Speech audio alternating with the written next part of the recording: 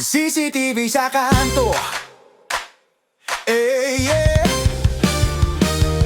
Alas 7 pa lang, gising na ang radyo.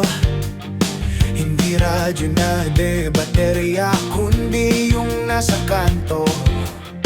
Naka-duster na kulay blue, may hawak na sandok.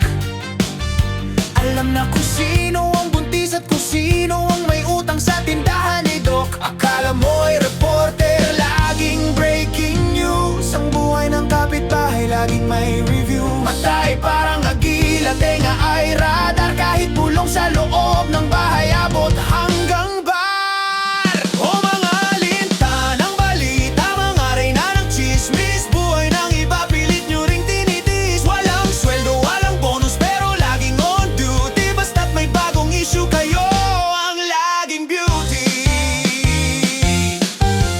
CCTV sa kanto, walang takas dito. Nakita si Totoy, may kasamang bago. Sabi nyo agad, naku, ayan ay playboy at tago. Si Aling Nena naman, bumili ng bagong TV.